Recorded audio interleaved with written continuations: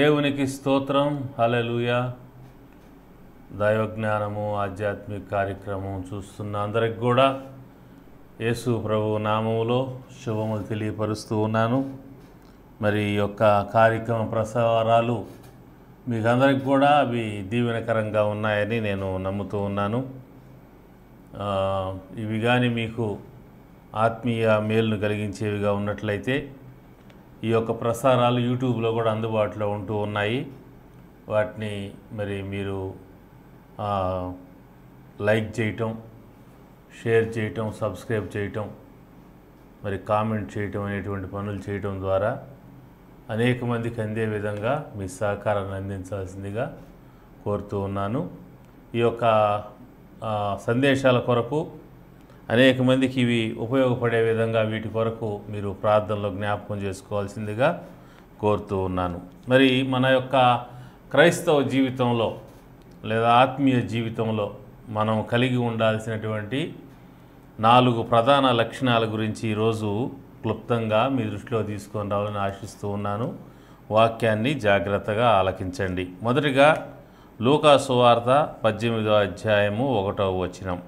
వారు విసుకక నిత్యము ప్రార్థన చేయుచూ ఉండవలననుటకు ఆయన వారితో ఈ ఉపమానము చెప్పెను.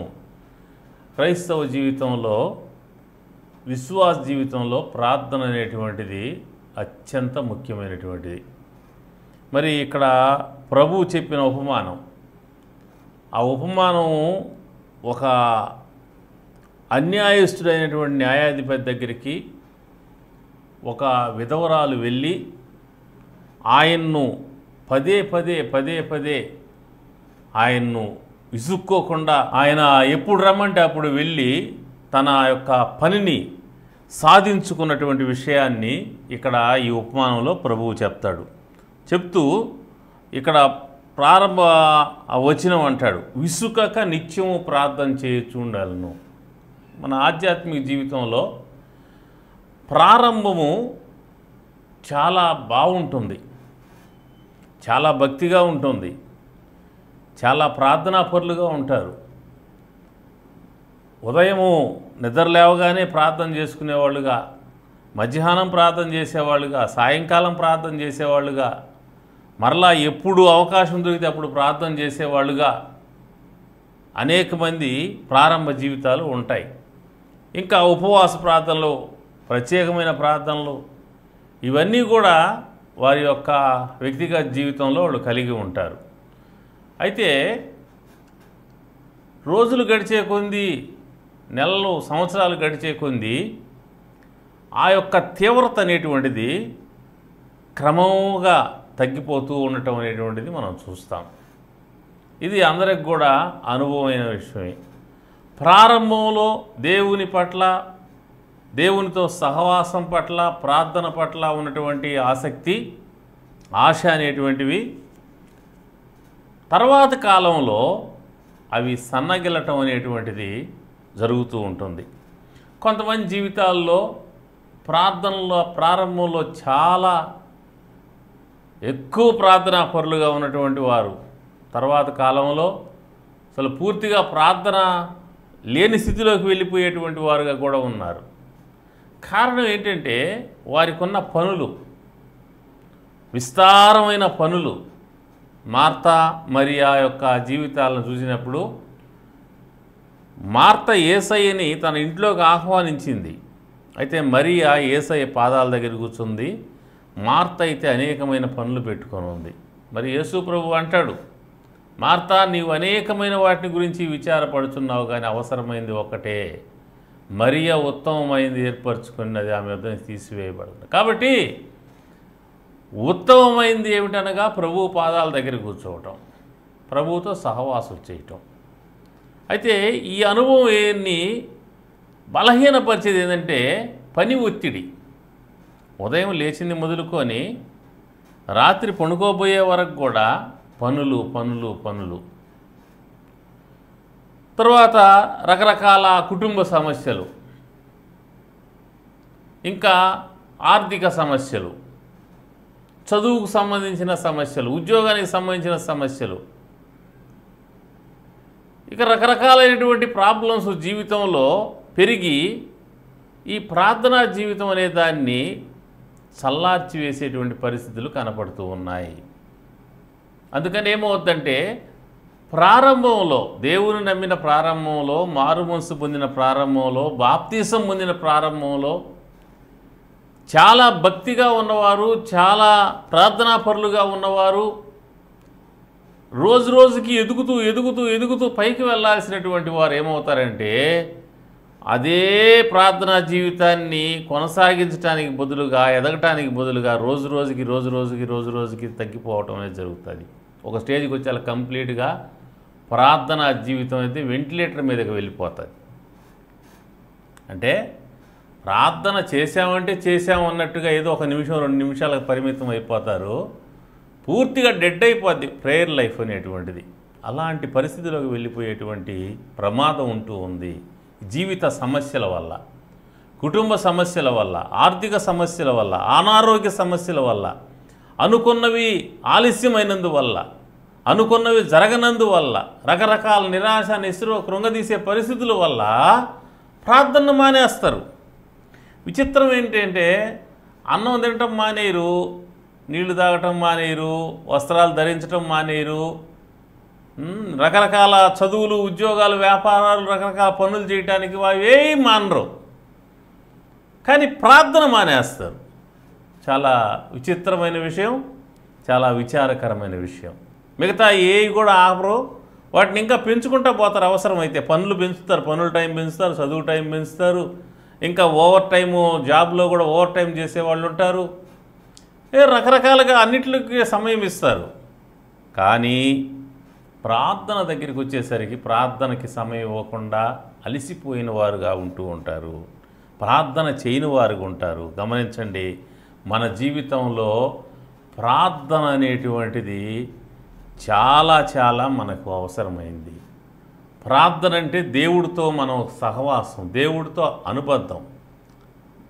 యోహాను సువార్త 15వ అధ్యాయం ప్రభువు చెప్తాడు, ద్రాక్షావళి నేను, తీగల బీరు అంటాడు.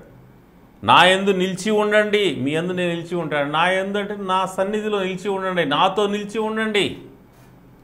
అది దేవుని సహవాసాన్ని సూచించేటువంటి మాట. దేవునితో ఉన్న అనుబంధంలో మీరు నిలిచి ఉండాలి, ప్రార్థనలో నిలిచి ఉండాలి. ప్రార్థనలో రోజు రోజుకి మనము ఎదిగేటువంటి అనుభవంలోకి రావాలి. కానీ రోజు రోజుకి ఎదగటానికి బదులుగా ఆరిపోయే అనుభవంలో అనేక మంది ఉన్నారు.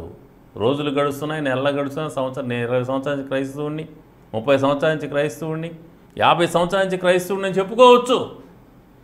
కానీ ప్రార్థన ఉందా అంటే అది మాత్రం కనపడదు. కాబట్టి ప్రభువు ద్రాక్షావల్లి అయితే మనం తీగలం అయితే ఆయన యందు నిలిచి ఉండాలి, ప్రార్థన నిలిచి ఉండాలి. ఎవడు నా యందు ఉంటాడో నేను ఎవరి యందునో వాడు బహుగా ఫలిస్తాడు. నాకు వేరుగా ఉండి మీరేమీ చేయలేరు. ఒకవేళ నాకు వేరుగా ఉంటే మీరు ఎండిపోతారని ప్రభువు చెప్తాడు. అంటే ప్రభువుతో కనెక్షన్ లేకపోతే, ప్రభువుని తెలుసుకొని, ప్రభువుని నమ్ముకొని, బాప్తీసం పొంది రక్షణలోకి వచ్చిన ప్రభువుతో కనెక్షన్ లేకపోతే మన ఆత్మీయ స్థితి అనేటువంటిది ఎండిపోయిన స్థితి ఉంటుంది. కాబట్టి మనం ఎండిపోయిన వారంగా ఉండకుండా పచ్చదనం కలిగిన వారంగా, జీవం కలిగిన వారంగా, సారం కలిగిన వారుగా ఉండాలి అంటే మన జీవితాల్లో ప్రార్థన అనేటువంటిది చాలా కీలకమైంది. విసుకక, నిరాశపడక, బలహీనపడక, ఆపివేయకుండా ప్రార్థన అనేటువంటి దాన్ని జాగ్రత్తగా కాపాడుకోవాల్సిందిగా నేను ఈ సమయంలో జ్ఞాపకం చేస్తున్నాను. అలాగున ప్రభువు రాకడ వరకు మన ప్రార్థనా జీవితం అనేది మనం కాపాడుకునే వాళ్ళంగా ఉండాలి. యేసు ప్రభువు 2వ రాకడ గురించి మాట్లాడుతూ లూకా సువార్త 21వ అధ్యాయము 36వ వచనంలో ఒక మాట చెబుతాడు. కాబట్టి మీరు జరగబో వీటినెల్లా తప్పించుకొని మనుష్య కుమారుని ఎదుట నిలవబట్టుకు శక్తి గలవారు ఎల్లప్పుడూ ప్రార్థన చేస్తూ మెలకువగా ఉండండి. ఎల్లప్పుడూ ప్రార్థన చేస్తూ మెలకువగా ఉండే అనుభవం అది కావాలి మన జీవితాల్లో. జరగబోయేటువంటి ప్రమాదాలు ఎన్నో ఉన్నాయి భవిష్యత్తులో, సమీప భవిష్యత్తులో.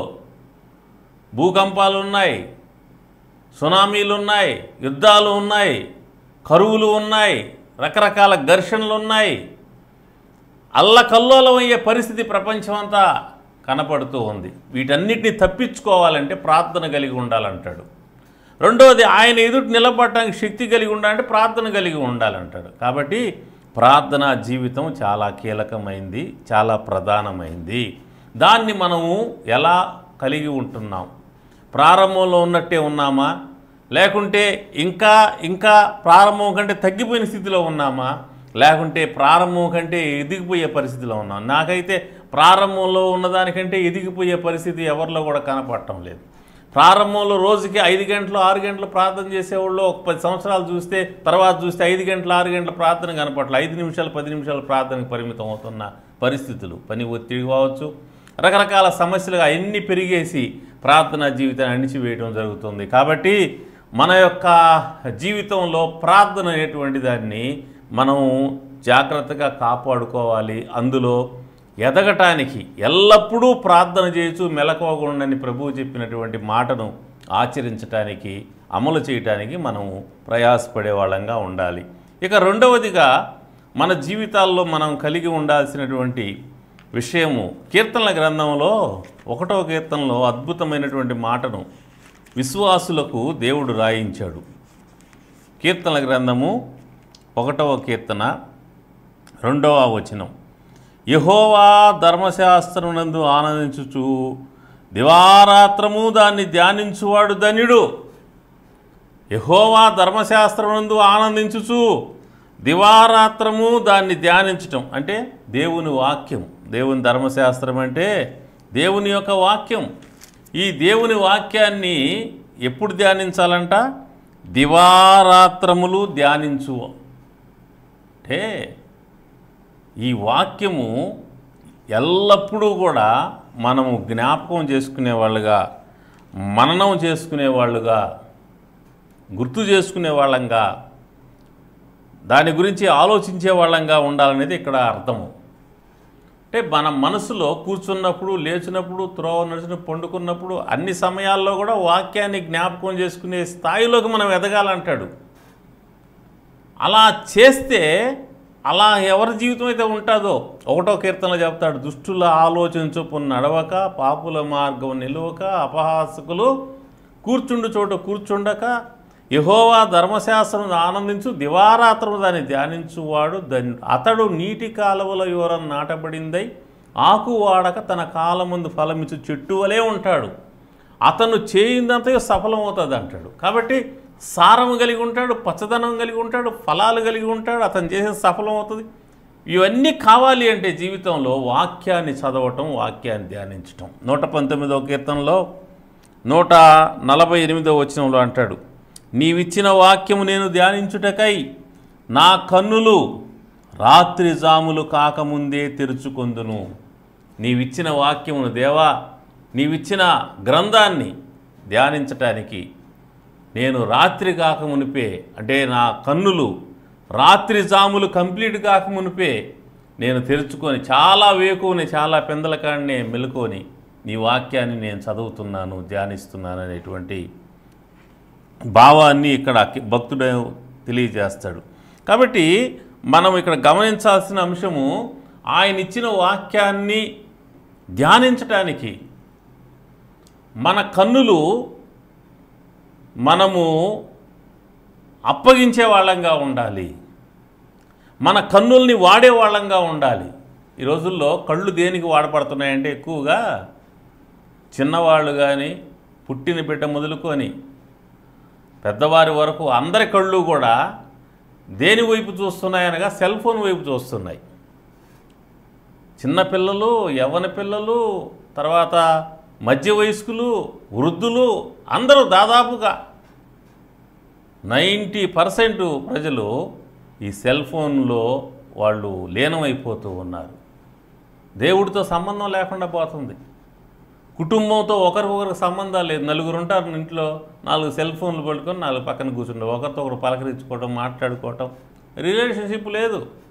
దేవునితో సంబంధం లేదు, కుటుంబంతో సంబంధం లేదు, ఇరుగుపురితో సంబంధం లేదు, తోటివారితో సంబంధం లేదు.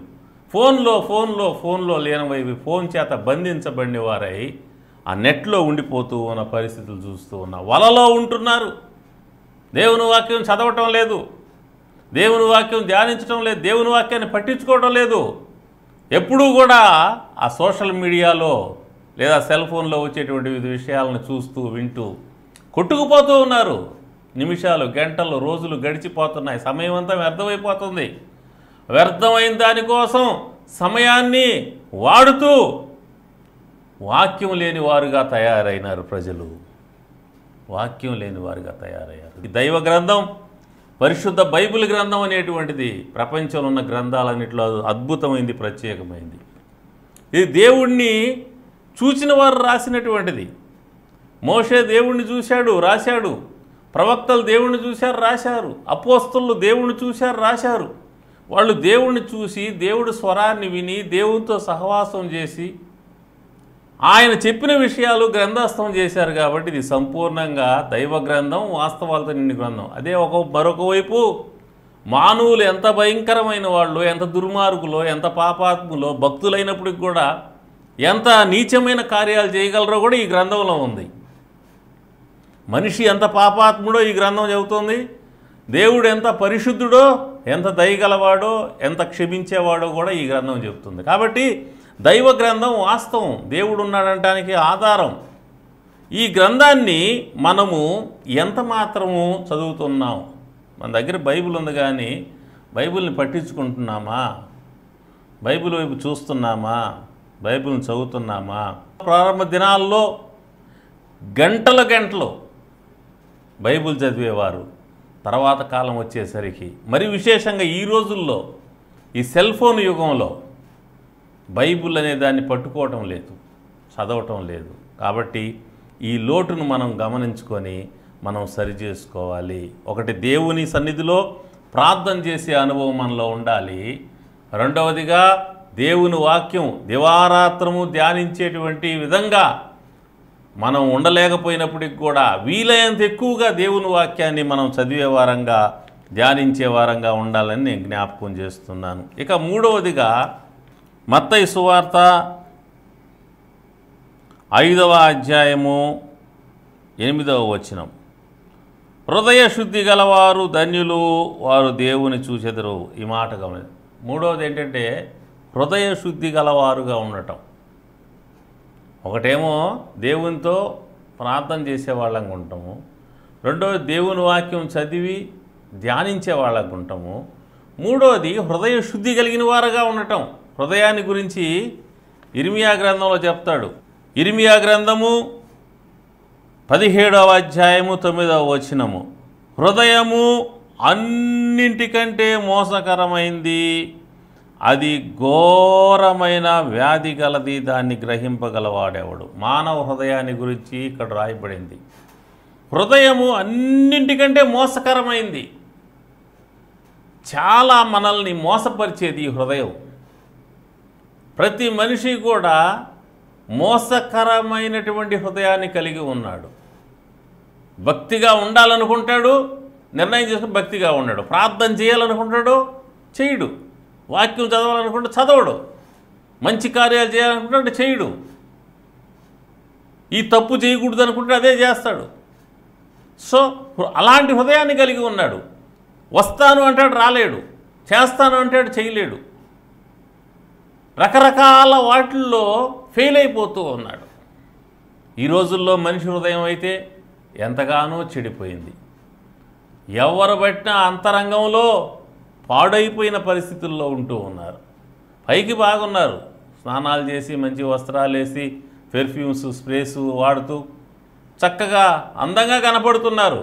అంతరంగంలో మంచితనం లేకుండా పోతుంది, హృదయంలో శుద్ధి లేకుండా పోతుంది. ప్రతి మనిషి అంతరంగంలో పాపం అనేది ఉన్నది, చెడుతనం అనేది ఉన్నది. నరుల హృదయంలో చెడుతనం నివాసం చేస్తూ ఉన్నది. చిన్నపిల్లల మొదలుకొని పెద్దల వరకు ప్రతి ఒక్కరిలో కూడా కోపం అనేది, అసూయ అనేది, ద్వేషం అనేది, కక్ష అనేది, పగ అనేది, ప్రతీకారం అనేది, బూతులనేవి, అవినీతి అనేది, నరహత్యలు అనేటువంటివి, దౌర్జన్యం అనేటువంటి రకరకాలైనటువంటి లక్షణాలన్నీ కూడా హృదయంలో ఉంటున్నాయి, మానవ హృదయంలో. అందుకనే ఇది చాలా భయంకరమైన వ్యాధి కలిగింది, రోగం కలిగింది, జబ్బు కలిగింది అంటాడు. అయితే ఇది ఎలా శుద్ధి అవుతుంది. యేసు ప్రభు అన్నాడు కదా మత్తయి సువార్త 5వ అధ్యాయం, హృదయ శుద్ధి గలవారు ధన్యులు అని. ఆ హృదయం ఎలా శుద్ధి అవుతుంది? ఇంత ఘోరమైన మోసకరమైనటువంటి హృదయం ఎలా శుద్ధి అవుతుంది అంటే, మనం మురికి పెట్టినప్పుడు స్నానం చేస్తాం. స్నానానికి మన దేహాన్ని శుభ్రం చేసుకోవడానికి నీరు కావాలి. నీటి ద్వారా దేహానికి ఉన్నటువంటి మురికంతా వదిలిపోయి శుభ్రం అవుతుంది.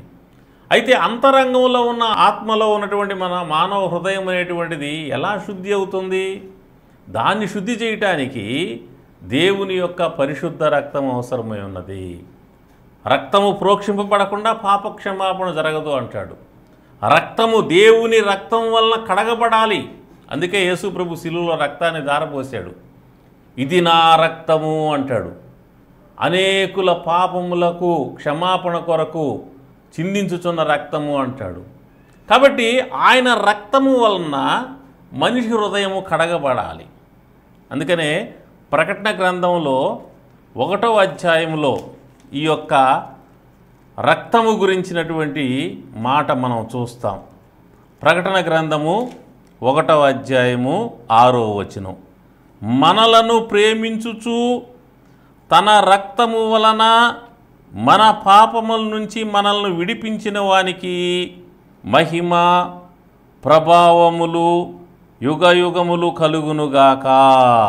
గమనించండి, ఇక్కడ రాయబడిన మాట యేసు ప్రభు గురించి. మనలను ప్రేమించుచు తన రక్తము వలన మన పాపముల నుంచి మనల్ని విడిపించిన వానికి, ఇక్కడ 4 అని నెంబర్ వేసి ఈ క్రింద ఉన్నది ఫుట్నోట్లో ఏమిచ్చాడంటే కడిగిన వానికి అని ఉంది. మన పాపముల నుంచి మనల్ని కడిగిన వానికి, విడిపించిన వాడంటే కడగటం, శుభ్రపరచబడటం. కాబట్టి మనిషి యొక్క పాపం కడగబడాలంటే దేవుని రక్తం అవసరమైంది. ఇంకా వేరే విధంగా కడగబడదు. యేసు ప్రభు యొక్క పరిశుద్ధ రక్తము చేత ఆయన దగ్గరికి వచ్చిన ప్రతి ఒక్కరిని కడుగుతున్నాడు. నువ్వు దేవుని తెలుసుకున్నావు, దేవుని నమ్ముకున్నావు, దేవునికి ప్రార్థన చేస్తున్నావు, దేవుని వాక్యం చదువుతున్నావు, ఓకే మంచిది. అయితే యేసు ప్రభు రక్తము చేత నీ హృదయము కడగబడిన అనుభవం నీకున్నదా? లేకపోతే దేవుణ్ణి అడుగు, ప్రభువా నా హృదయాన్ని కడుగు నాయన, నా పాపాలు కడుగు, నన్ను పవిత్రపరచు. నీ పాపాలని దేవుడి దగ్గర ఒప్పుకున్నప్పుడు నీవు కడగబడతావు. ఇక్కడ యోహాను 1వ పత్రికలో 1వ అధ్యాయంలో 9వ వచనంలో అంటాడు, మన పాపములు మనం ఒప్పుకునేళ్ళ ఆయన నమ్మదగిన వాడు నీతిమంతుడు గనుక ఆయన మన పాపములు క్షమించి సమస్త దుర్నీతిని మనల్ని పవిత్రులుగా చేయును. సమస్త దుర్నీతి నుంచి మనల్ని పవిత్రులుగా చేస్తాడంట. ఎలా చేస్తాడు పవిత్రులుగా? 7వ వచనంలో రాయబడింది, ఆయన కుమారుడైన యేసు రక్తము ప్రతి పాపము నుంచి మనల్ని పవిత్రులుగా చేయును. యేసు రక్తము ప్రతి పాపము నుంచి మనలను, నిన్ను, నన్ను, ఆయన దగ్గరికి వచ్చిన ప్రతి ఒక్కరిని పరిశుద్ధపరుస్తుంది. హెబ్రీ పత్రికలో ఒక అద్భుతమైన మాట రాయబడింది. హెబ్రీ పత్రిక 9వ అధ్యాయము 14వ వచనం, నిత్యుడగు ఆత్మ ద్వారా తన్ను తాను దేవునికి నిర్దోషిగా అర్పించుకున్న క్రీస్తు యొక్క రక్తము, ఎవరి రక్తము? క్రీస్తు యొక్క రక్తము నిర్జీవ క్రియలను విడిచి జీవము గల దేవుని సేవించుటకు మీ మనస్సాక్షిని ఎంతో ఎక్కువగా శుద్ధి చేయును. మీ మనస్సాక్షిని శుద్ధి చేస్తుంట యేసు రక్తం. అంటే యేసు ప్రభువు దగ్గరికి వచ్చి నీ పాపాలు నువ్వు ఒప్పుకుంటే, నీ పాపాల విషయం పశ్చాత్తాపడితే, క్షమాపణ కోరుకుంటే, అప్పుడు నీ కొరకు సిలువలో కార్చబడిన పరిశుద్ధ రక్తం చేత ప్రభువు నిన్ను కడుగుతాడు. ఈ కడగబడే అనుభవం ప్రతిరోజు మనకు కావాలి. ప్రతిరోజు కూడా మనం ఒకసారి స్నానం చేసాం, ఇంకా జీవితకాలానికి అది సరిపోద్ది అంటే కాదు. ప్రతిరోజు స్నానం కావాలి, 2 పూట్ల స్నానం కావాలి. ఆ విధంగా ప్రతిరోజు మనం ఈ లోకంలో బ్రతుకుతూ ఉన్నాం. లోకంలో బ్రతుకుతున్నప్పుడు మనం స్నానం చేసి బయటికి వెళ్ళినప్పుడు దుమ్ము ధూళి మనకు అంటుకుంటా, ఇంట్లో ఉన్నా కూడా చెమట బట్టి మురికి వస్తుంది. కాబట్టి అది కడుక్కుంటూ ఉండాలి, శుభ్రం చేసుకుంటా స్నానం చేస్తాం. అలాగే యేసు ప్రభు నమ్మి ఆయన రక్తంలో కడగబడి పరిశుద్ధపరచబడి ఆయన బిడ్డలుగా స్వీకరించబడిన తర్వాత కూడా మనకు అంటుకుంటూ ఉంటుంది, లోక మాలిన్యం అంటుకుంటూ ఉంటుంది. లోకంలో బతుకుతున్నాం కాబట్టి చూపుల ద్వారా, మాటల ద్వారా, ఆలోచన ద్వారా, తలంపుల ద్వారా, రకరకాల క్రియల ద్వారా మనకి ఆ పాపం మురికి అంటుకుంటూ ఉంటుంది. పాపపు మధ్యలో మనం జీవిస్తున్నాం, పాపంతో నిండిన లోకంలో జీవిస్తున్నాం. కాబట్టి ఆ మాలిన్యం మనం అంటుకున్నప్పుడు మనల్ని కడిగేది ఏంటంటే దేవుని రక్తం. అందుకని హృదయ శుద్ధి ఎలా అవుతుందంటే యేసు ప్రభు రక్తం వల్ల. మనస్సాకి శుద్ధి యేసు ప్రభు రక్తం వల్ల. పాపాలకు శుద్ధీకరణ యేసు ప్రభు రక్తం వలన. మనకి పరిశుద్ధత యేసు ప్రభు రక్తం వలన. అందుకే దేవుడు శిలువలో రక్తాన్ని ధారపోసి ప్రాణాన్ని పెట్టి ఆ పని పూర్తయిన తర్వాత తిరిగి లేచి పరలోకానికి వెళ్ళడం జరిగింది. ఇప్పుడు ఎవరైతే ఆయన దగ్గరికి వస్తారో ఆయన వారి పాపములను తన పరిశుద్ధ రక్తంలో కడిగి పవిత్రపరిచి యుగ యుగములు ఆయన మహిమలో ఉండే అనుభవాన్ని, ఆ యొక్క కృపను వారికి అనుగ్రహిస్తాడు. తర్వాత 4వదిగా ఒక మాట జ్ఞాపకం చేసి నేను ముగిస్తాను. మత్తయి సువార్త 5:16 మనుషులు మీ సత్క్రియలు చూచి పరలోకమందున్న మీ తండ్రిని మహింపరచినట్లు వారి ఎదుట మీ వెలుగు ప్రకాశింపనీయుడి. సత్క్రియలు మొదటిది ప్రార్థన, రెండవది దేవుని వాక్యం, మూడవది యేసు ప్రభు రక్తంలో కడగబడి పరిశుద్ధపరచబడిన అనుభవము. ఇలా పరిశుద్ధపరచబడిన బిడ్డలు 4వది ఏం చేయాలంటే సత్క్రియలు చేసేవాళ్ళుగా, సహాయం చేసేవాళ్ళుగా, ఆకలి కొన్న వారికి అన్నము, వస్త్రం లేని వారికి వస్త్రము, మందులు లేని వారికి సహాయం, చదువుకునే వారికి సహాయము, ఇరుగు పొరుగు సహాయం, ఇంట్లో వారికి సహాయం, తోటి మనుషులకు సహాయం, కుటుంబానికి సహాయం, బంధువులకి స్నేహితులకి సహాయం, ఇరుగు పొరుగు వారికి సహాయం, సంఘంలో ఉన్నవారికి సహాయం, చేతనైనంత వరకు ప్రతి ఒక్కరికి మేలు చేస్తూ సత్క్రియలను చేస్తూ మంచి కార్యములు జరిగిస్తూ అందరితో ఎటువంటి గొడవలు లేకుండా సమాధానంతో ప్రేమతో శాంతిగా మనం జీవించాలని దేవుని వాక్యం చెప్తుంది. కాబట్టి ఈ 4 శ్రేష్టమైన అనుభవాలు ప్రతి విశ్వాస జీవితంలో కలిగి ఉండినట్లుగా ప్రార్థన చేయండి, ప్రయత్నం చేయండి. దేవుడు మీ ప్రయత్నాలను సఫలపరచునుగాక. ప్రార్థన చేస్తాను. ప్రేమ కలిగిన తండ్రి, ఈ వాక్యం ఉన్న బిడ్డలందరినీ పేరు పేరున దీవించండి. విసుకక నిత్యము ప్రార్థన చేసేవారుగా, దివారాత్రము దేవుని వాక్యమును ధ్యానించేటువంటి వారుగా, ఎల్లప్పుడూ యేసు ప్రభువు రక్తమును ఆశ్రయిస్తూ తమను తాము శుద్ధీకరించుకుంటూ పరిశుద్ధులయ్యేవారుగా, మరియు సత్కార్యములు జరిగిస్తూ అందరికీ ఉప్పుగా వెలుగుగా నీకు మహిమకరంగా జీవించేలాగా బిడ్డలందరినీ దీవించమని, వారి అవసరాలు సమస్యలన్నీ తీర్చమని, బలహీనలు బలపరిచి కృంగిన వారిని లేవనెత్తి, గుండె చెదిన బాగు చేసి, రోగాలతో వారికి స్వస్థ కలుగజేసి ప్రతి ఒక్కరికి మేలు కలిగించి మహిమ పొందమని, ఈ యొక్క ఆశీర్వాదములన్నీ కూడా ఈ బిడ్డల జీవితాల్లో మీరు సమృద్ధి దయచేయమని కోరుకుంటూ యేసు నామములో ప్రార్థిస్తున్నాను తండ్రి. ఆమేన్. తండ్రి, కుమార, పరిశుద్ధాత్మ త్రియేక దేవుని సన్నిధి, సమాధానం, సకల ఆశీర్వాదములు మీకు మీ కుటుంబములకు సదాకాలం తోడై ఉండుగాక. ఆమేన్.